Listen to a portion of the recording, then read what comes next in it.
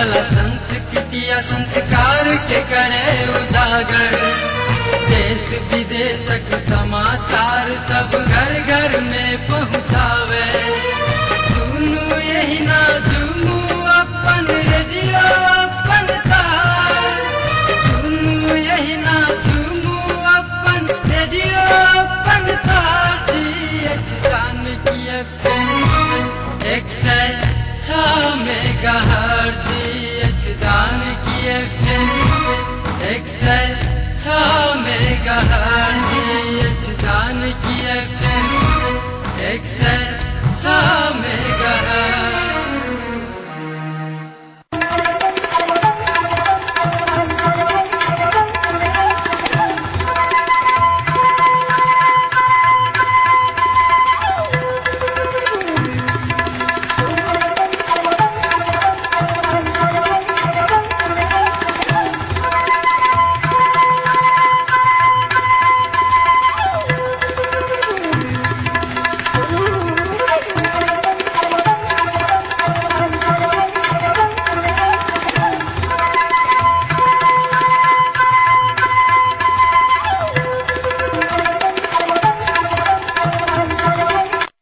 नमस्कार, Janaki FM 106 megahertz Janaki समाचार में अपने के स्वागत है। शिराजन से सुनल जाऊ समाचार।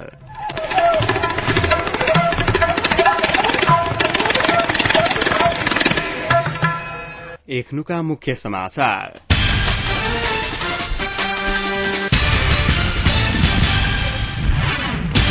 बन्दक कारण देशभरक जनजीवन प्रभावित। बन्दक अवज्ञा केने कहैत कतेकौ ठाम में तोड़फोड़। आई बैसत कहल गेल 4 दलक बैसार स्थगित। प्रधान न्यायाधीश नैत भट्टराई नेतृत्व में चुनाव सरकार बनत प्रधानमंत्री के सलाहकार पड़ेला कहब। फोरम नेपाल द्वारा कल नेपाल बन्दक आह्वान। परीक्षा के निर्धारण में लाखों के लेनदेन और भ्रष्टाचार विरोधक आंदोलन में अपन समर्थन रहल मातृका प्रसाद यादव के कहब।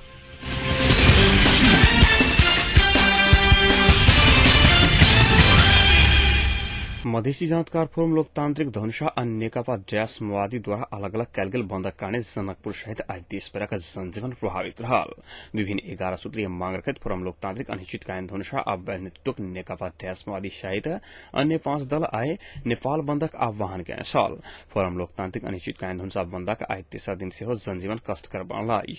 जनकपुरक शैक्षिक संस्थान, व्यापारिक प्रतिष्ठान, कल कारखाना, सार्वजनिक यातायातक साधन, वित्तीय संस्थान पूर्णरूपेण ठप रहला। सार्वजनिक यातायातक साधन ठप भेला कारणे सर्वसाधारण के अपन अपन गंतव्य तरफ सेवा में कठिनाई के सामना करऽ पड़ि रहल छनि। बंद के सफल करबाक लेल मोटरसाइकिल पर बंदकर्ता सब जनकपुर में प्रदर्शन कयने छल।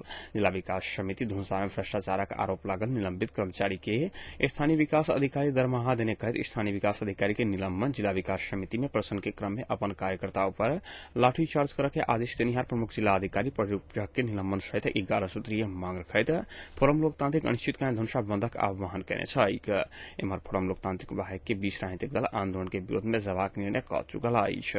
गैर राजनीतिक चरित्र देखबे 2 करोड़ 60 हजार की योजना के फोरम लोकतांत्रिक के मांग स्थानीय विकास अधिकारी द्वारा अस्वीकार करलाक बाद परिषद भाड़क लेल अनिश्चितकालीन बंद कयल गेल काल्हि सम्पन्न सर्वदलीय अध्यक्ष संयंत्र के बैसार निष्कर्ष निकालने छल। एहि बीच जिला विकास समिति में भेल लाठीचार्ज सहितक विषय में अनुगमन करबाक लेल गृह मंत्रालय के एकटा टोली छानबीन समिति जनकपुर पहुंच चुकल अछि। मंत्रालय के शांति सुरक्षा महाशाखा के सहसचिव भोला शिवकोटी के नेतृत्व की टोली घटना के अनुगमन करबाक लेल जनकपुर पहुंचल छै। अनुगमन टोली आई फोरम लोकतांत्रिक सहित विभिन्न राजनीतिक दल, नागरिक समाज, पत्रकार सब संग बातचीत कयने छल।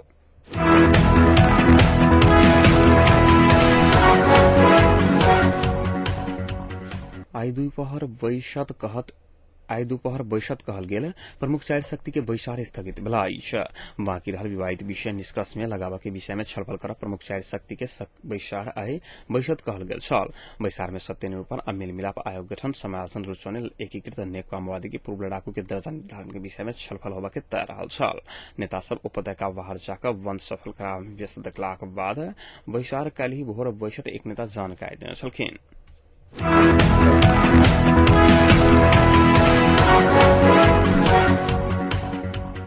प्रधानमंत्री के प्रमुख राजनीतिक सलाहकार देवेंद्र पौडेल प्रधान न्यायाधीश के नेतृत्व में चुनावी सरकार गठन नहीं कल गल तो प्रधानमंत्री डॉक्टर बाबूराम भट्टराय के नेतृत्व में निर्वाचन करावा के बुतों सलखीन रिपोर्ट्स क्लब नेपाल आईका ने साक्षात्कार में वो प्रधान न्यायाधीश के नेतृत्व में चुनावी सरकार गठन होवा नहीं सकना एकनुका सरकार में कांग्रेस एमाले की गृह अर्थ रक्षा असामान्य प्रशासन जहन महत्वपूर्ण मंत्रालय दक निर्वाचन में जाए बुतों सलखीन निर्वाचन के प्रभावित करा के शंका बेला पर ओहन मंत्रालय लका कांग्रेस एमाले यह सरकार में आवश्यकत होना कहब छलाइन संविधान सभा से संविधान जारी करावा कोनो भी विकल्प में जा सकबाक तर्क करैत वो चुनाव मार्फत जनता में जनाई सबसे बड़का लोकतांत्रिक विधि आ प्रक्रिया आरो दोसर किछु नहीं होबा सकबाक ठोकुआ समेत कैंसलखिन।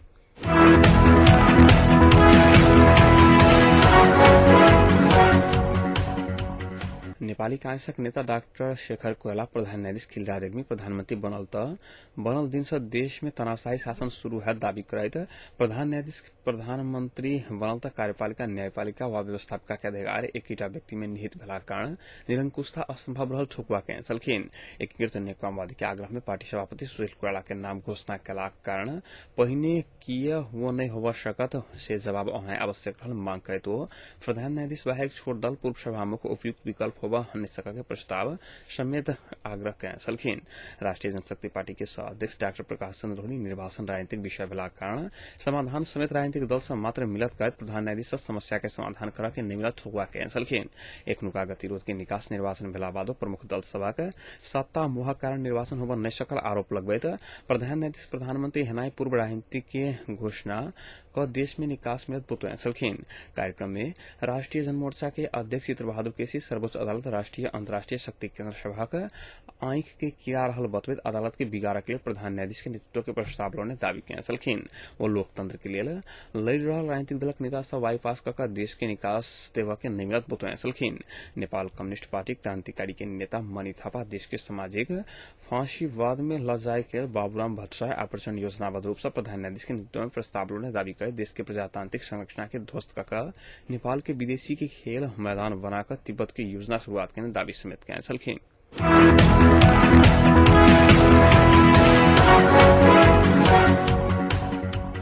मधेसी जानकार फोरम नेपाल काली नेपाल बंधक आह्वान कलाका फोरम अपन पूर्व घोषित कार्यक्रम अनुसार काली नेपाल बंधक आह्वान कलाका फोरम आई सनकपुर में मसाल जुलूस समेत प्रस्थान कैंसल। फोरम पार्टी कार्यालय से आई निकल मसाल जुलूस मिल्स एरिया जनक चौक शिव चौक जनक चौक होइत नगर के विभिन्न भाग के परिक्रमा करते भानु चौक में साका कुन साव में परिणत भेल छल। फोरम काली बंद सफल बनाब सब संग आग्रह समेत कलाका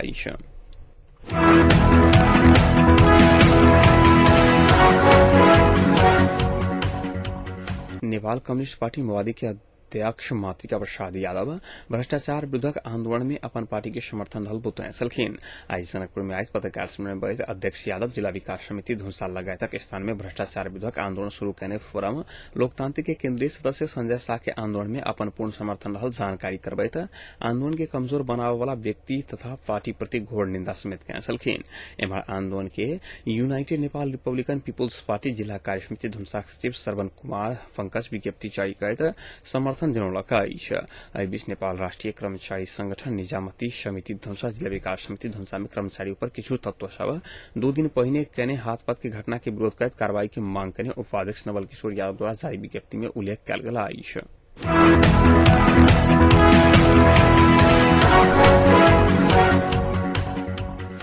चैत 1 गते से शुरू भ रहल एसएलसी परीक्षा के लेल जिला शिक्षा कार्यालय धनुषा परीक्षा केंद्र सभा का नाम सार्वजनिक रखा करीब 11,000 परीक्षार्थी के लिए धनुषा जिला के विभिन्न 33 विद्यालय में केंद्र निर्धारण कल गया। एहि बेर केंद्र निर्धारण में अनियमित तरीका से लाखों रुपया के लेनदेन भेल स्रोतक दावी रहला। जिला शिक्षा अधिकारी शंकर बहादुर गौतम के प्रत्यक्ष संलग्नता में रकम के लेनदेन भेल शिक्षा कार्यालय स्रोतक दावी रहला। शिक्षा अधिकारी गौतम रकम लक अधिकांश निजी विद्यालय के परीक्षा केंद्र ग्रामीण क्षेत्र समेत निर्धारण करने बतालू गला। नगर सब बाहर परीक्षा केंद्र रखला से अनुगमन टोली के जावा में असहजते कहा आचार संहिता विपरीत परीक्षा में अमर्यादित क्रियाकलाप करवा में सुविधा पहुंचबाक उद्देश्य से ग्रामीण क्षेत्र में परीक्षा केंद्र निर्धारण कल गेल स्रोतक दावी रहला। एहि वर्ष निजी विद्यालय में परीक्षा केंद्र निर्धारण नहीं कर के नीति लेल गेल जिला शिक्षा कार्यालय के दावा रहलाक बादो जनकपुर के एकटा निजी विद्यालय में सेहो परीक्षा केंद्र निर्धारण कल गेला। जाहिसे केंद्र निर्धारण में रकम के लेनदेन भेल शंका कल जा रहला। ऐसा पहिने नगर क्षेत्र में परीक्षा केंद्र रहित आयल जनकपुर किछु चर्चित विद्यालय के केंद्र एहि बेर ग्रामीण क्षेत्र समेत राखल गेला।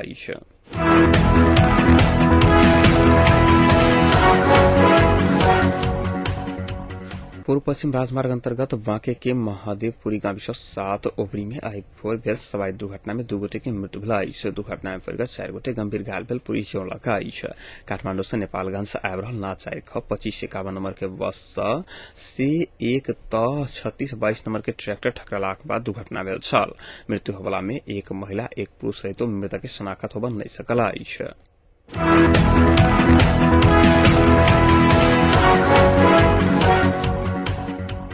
संघीय लोकतांत्रिक मोर्चा नेपाल सरकार द्वारा मधेसी आदिवासी जनजाति दलित मुस्लिम लगायत सब संग विभेद कर सीमांतकृत समुदाय सबके हक अधिकार के उपेक्षा कर देश के निर्णय के बंदी बनाने कहत एहन प्रवृत्ति के विरोध करैत काल्हि अर्थात फाल्गुन 24 गते सेहो बंदक आह्वान केलक।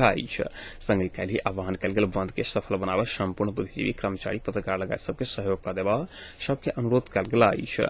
नेकपा डैश माओवादी सहित के दल सबके नेपाल बंदक कारण आइ भोरे से राजधानी सहित देशभर के जनजीवन प्रभावित भेल। बड़े सब बाजार दुकान बंद रहे तो सवारी साधन सब सेहो चलन नहीं सकल छल।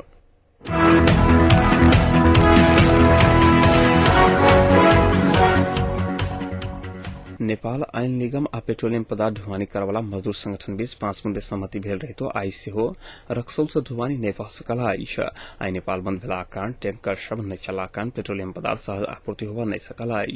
जाहि के कारण राजधानी सहित देशक विभिन्न भाग में पेट्रोलियम पदार्थ उपभोक्ता सब नहीं पाबि सकल। काल्हि सेहो बंद जारी रहत एखनो 3-4 दिन धरि पेट्रोलियम पदार्थ सहज आपूर्ति नहीं होयत आयल निगम स्रोतक दाबी रहल।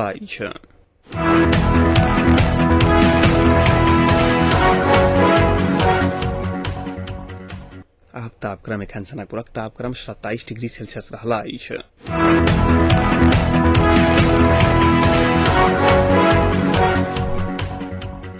प्रमुख समाचार अंत में पुनः एक बेर फेर सँ।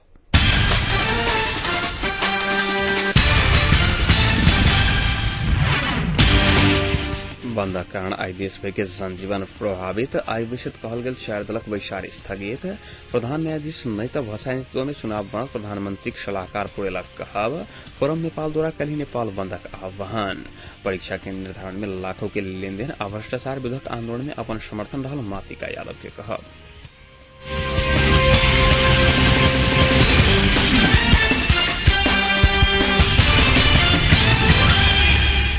एक संग आज जानकी समाचार एतै संपन्न होते। समाचार कक्षक संपूर्ण सहकर्मी के संग हम राशन आज्ञा साहब समाचार सब बुलेटिन के संग काल बड़ो उपस्थित रहटा करब। ताजे के लिए सुनते जान के फेमिक से 100 मेगाहर्ट्ज। नमस्कार सुनाई।